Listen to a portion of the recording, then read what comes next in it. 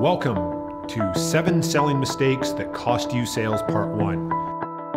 I'm Hamish Knox with Sandler Training Calgary. In Part 1, we'll cover mistakes 1 through 4. Number 1, you don't tightly target your prospects. When business is slow, the temptation to tell your story to whomever will listen is great.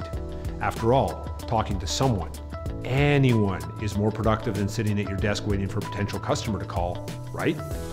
Maybe not. Be choosy about the people to whom you tell your story.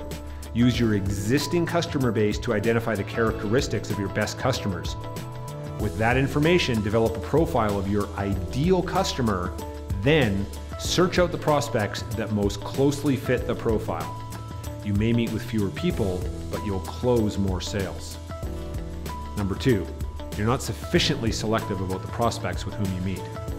Expressing an interest in your product or service is not a strong enough reason to schedule an appointment with a potential client. Find out why prospects are interested and what sparked their interests before you schedule appointments. If prospects' interests aren't backed up by recognized needs or desires for your product or service now or in the immediate future, there's no compelling reason to meet with them. The objective of scheduling a meeting is to start the selling process, not to make friends or have pleasant conversations. Number 3, you don't command control of prospect conversations.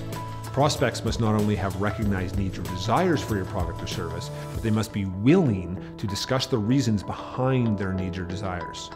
To prevent conversations from meandering in several different directions, make it clear at the time you schedule the appointment that the primary objective of the meeting is to determine if your product or service is appropriate to meet the prospect's needs and desires, and that the focal point of the conversation will be to explore and understand their needs.